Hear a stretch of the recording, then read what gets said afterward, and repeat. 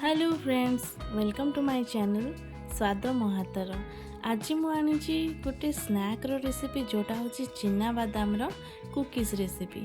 घरे केमती हेल्दी उपाय केवल 4टी इंग्रेडिएंट्स यूज करना बिना फेल मारिकिना आम बन पारिबा एही रेसिपीटी तार प्रोसीजर मुझे आपण मान सहित शेयर करी। तो चलतु प्रोसीजर स्टार्ट करनबा। इटी मु कौन करछि चिना बादाम को भल भाव में भाजी नहीं कि तार चोपा छड़े देछि सेटा को आम भल भाव में मिक्स करनबा।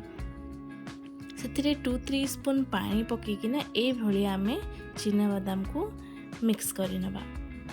तापरे डो मिक्स करने आम गोटे जगटे नहीं जावा। से मु मेल्टेड बटर पकईछि जोटा कि होममेड बटर। एथिरे सॉल्ट नहीं। बटर जदि आपण माने फ्रिज रे रखिथिबे ना तो मेल्ट होला परे ही नेबे। तापरे एठी मु सुगर को मिक्सर रे मिक्स कर देकिना पाउडर कर नेछि। एठी मोर बड़ स्पून रे 4 स्पून सुगर लागिछि। सुगर को आमे भल भाव में बटर सहित मेल्ट हवा को देबा। घांटिला बेले जेमती लम्स रहबनी सेही भली मिक्स कर नेबे। तापरे आमे जो रखिथिले चिना बादाम से चिना बादाम को एथिरे पके नबा। भल भाव में याकू घांटी नबा। भल भाव में मिसई सारा पर आम ए मैदा पकईकिना तार परफेक्ट डो गोटे बनै नेबा। आपण माने चाहिए यहाँ अटारे मध्य बनै पारंती। एठी मोर मैदा गोटे छोट बाउल रे फुल बाउल लागिथिला माने अप्रोक्सीमेटली गोटे 100 ग्राम्स हबो।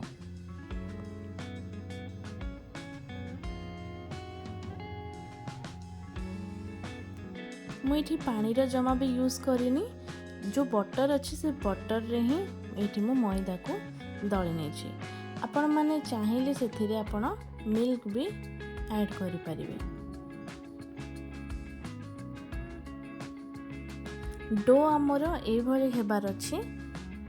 अधिक काठुआ किंबा अधिक पानिया जेमती न हुए। डो को आमको पूरा परफेक्टली बना को पड़िबो। आगो मु कुकीज रो सॉल्ट वाला कुकीज भी शेयर करी।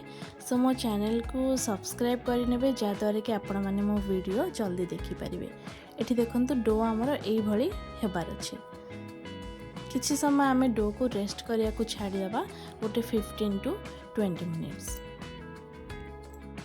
15 to 20 मिनिट्स पर डो को आम काढ़ी नहीं तार कुकीज रो शेप देबा।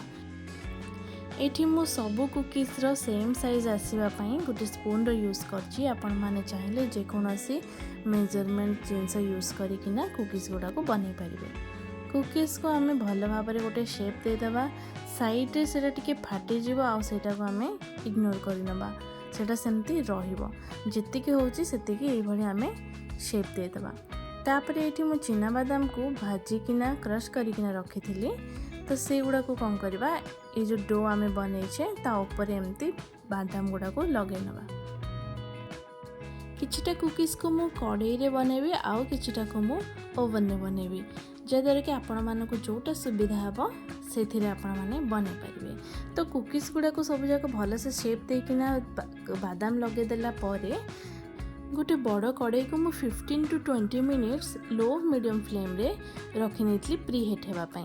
तापरे ता मझिरे गोटे स्टैंड देकिना आमे बनैथिबा कुकीज को सेथिरे रखिकी घोड़े नबा। आ 15 to 20 मिनिट्स आमे छाड़ी नबा। तापरे एटा मु ओवन रे बनैबी। जेहेतु एटा नॉन स्टिक थिला तो एटा मु बटर पेपर लगे किसी आवश्यक नाही। गोटे गोटे कुकीज मु रेडी करिकिना बादाम लगे देकिना शेप देकिना ताकू मु सजै नेली। से भली सेम जो माने ओवन रे बनेबे ओवन को भी आमे गोटे 10 to 15 मिनिट्स कन्वेक्शन मोड रे प्री हिट करे नबा। तापरे मु ए भितर गोटे स्टैंड रखी देकिना कुकीज गुडा को रखी नेछि। 180 डिग्री रे आमे 25 मिनिट्स बेक हेबा को छाड़ी नबा। मोर कुकीज गुड़ाक भल भाव में बेक हो सारी। देखो केते परफेक्टली बनी। किछि समय आम ठंडा हवा को छाड़ीदबा। ये आपको भांगिकिना देखी। देखो केते क्रंची आउ बढ़िया खास्ता बनी कुकी गुड़ाक। एटा होची मु जो कड़ाई रे बनी ସେଇଟାର କୁକି। सो यही रेसिपीटी को डेफिनेटली घरे ट्राए करंतु विदाउट फेल मारिकी आपण माने परफेक्टली घरे बनै परिबे इवनिंग टी सहित एंजॉय करि परिबे।